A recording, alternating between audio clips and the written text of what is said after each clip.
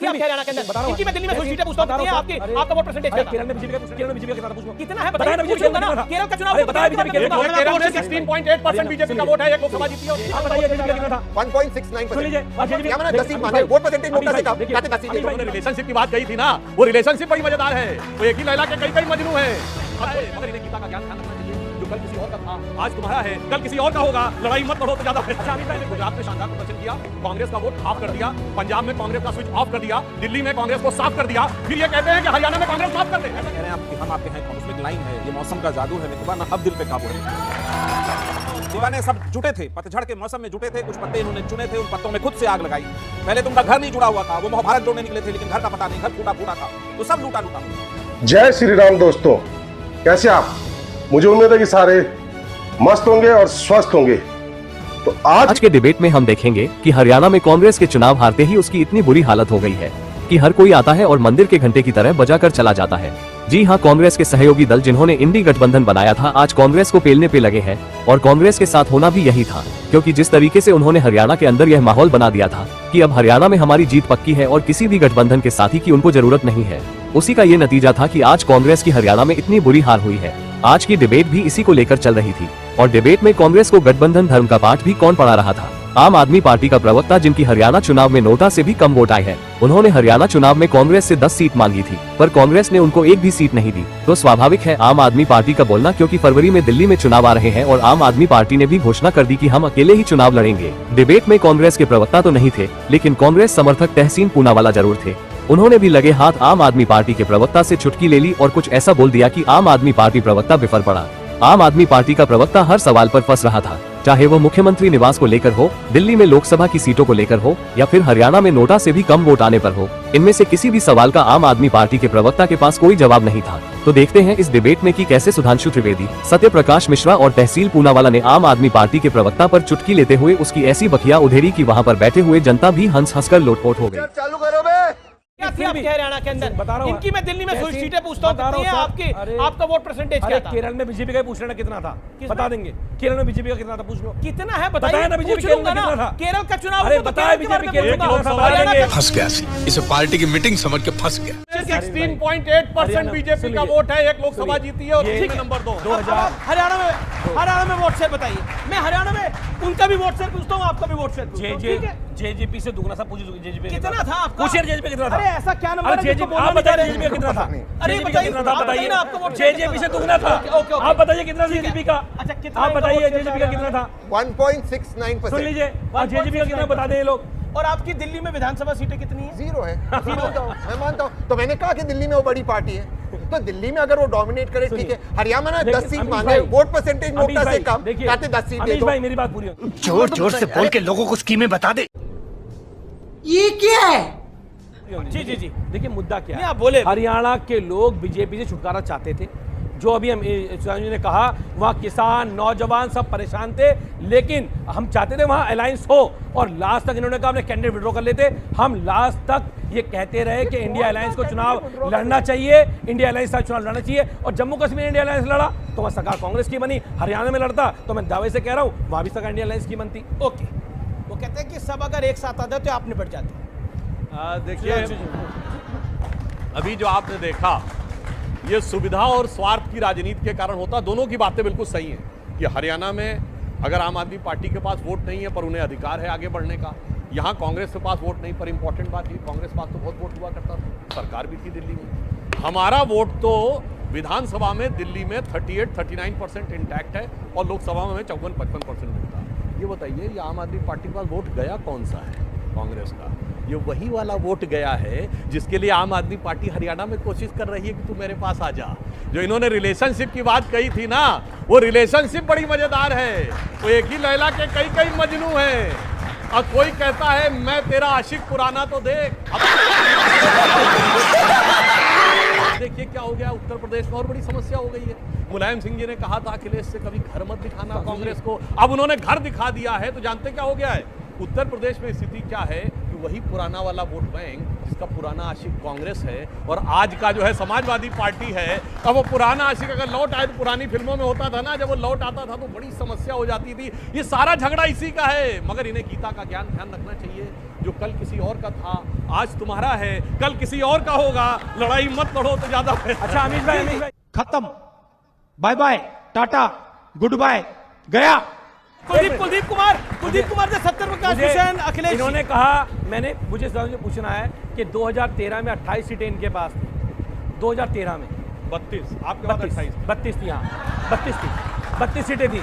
आज 2024 में हम लोग खड़े हुए हैं, 8 सीटें। कितनी सीटें इनके पास? 8। इनका वोट बैंक कहाँ गया?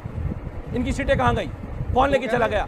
आम आदमी पार्टी, जो काम की राजनीति करेगा, जो शिक्षा और स्वास्थ्य की राजनीति करेगा, उसको जनता चुनती है, उसको जनता वोट देने का। कांग्रेस की 8 सीटें थी, वोट 22-23% था। इन्होंने आपकी पालकी ढोई और वो आज तो 50 है हमारे पास। इनका वोट लेंगे, 50 है। ये बात तो आपने कांग्रेस का वोट लिया। मैंने क्या बोला? अगर 22 उनके पास, आपने कांग्रेस को निपटाया, कांग्रेस के कंधे पे चढ़ गए। बिल्कुल नहीं, उन पे 22 था, हम पे आज 54 है। वो वैसे एक इनकी तारीफ करनी पड़ेगी। इन्होंने गुजरात में शानदार प्रदर्शन किया, कांग्रेस का वोट हाफ कर दिया, पंजाब में कांग्रेस का स्विच ऑफ कर दिया, दिल्ली में कांग्रेस को साफ कर दिया, फिर ये कहते हैं कि हरियाणा में कांग्रेस माफ कर दे। ऐसा नहीं समझेगा।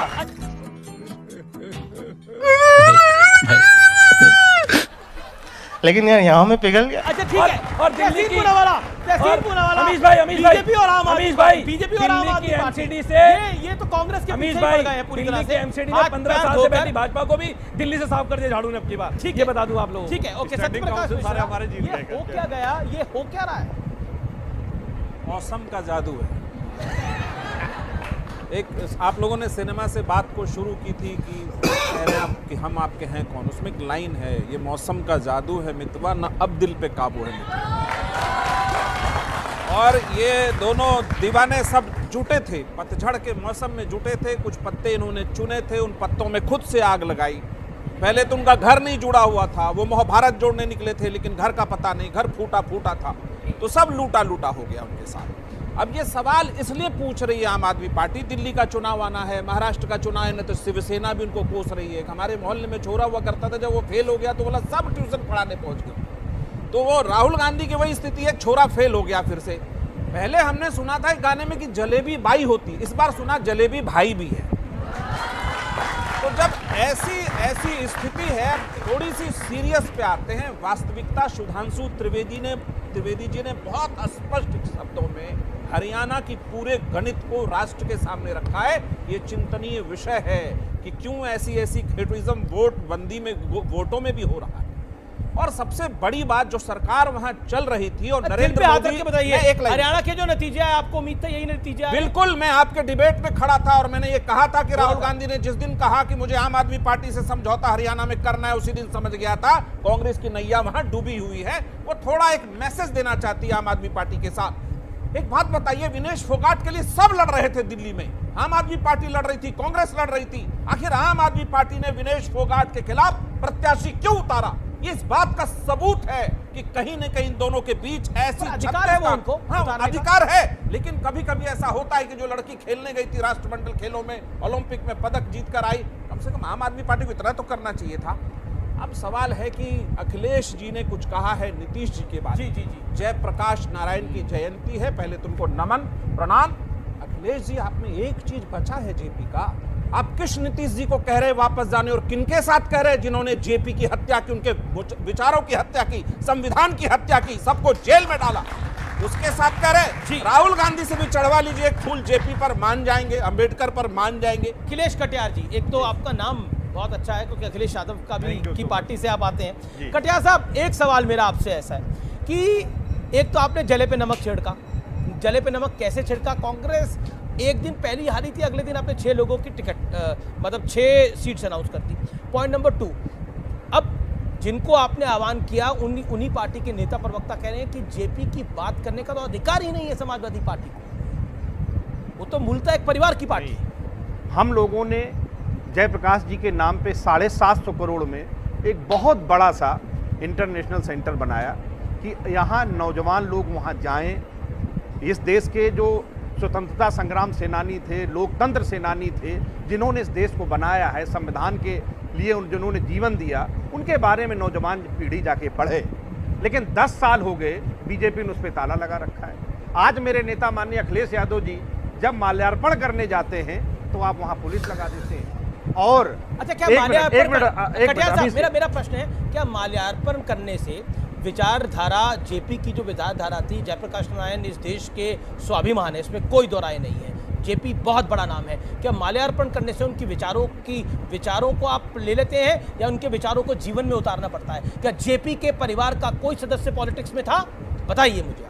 जब ये जनता पार्टी बनी थी, जिसके सूत्रधार जेपी साहब थे, जिसमें सारे भाजपा के नेता शामिल हुए थे, उस पार्टी की जो गाइडलाइन बनी थी, घोषणा पत्र बना था, उसमें लिखा था गांधीयन हम समाजवादी विचार जमीन पर उतारेंगे। सुधांशु जी इस बात बताएंगे आगे आप। और जब गांधी जी की हत्या हुई थी और जिन लोगों ने हत्या की थी, उस समय जेपी का एक विचार भी पढ़ लीजिए, उन्होंने आरएसएस के बारे में क्या कहा।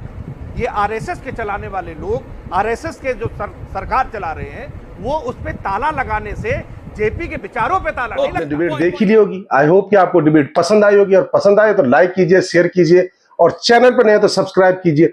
मिलता हूं फिर किसी नए डिबेट के साथ, तब तक जय श्री राम।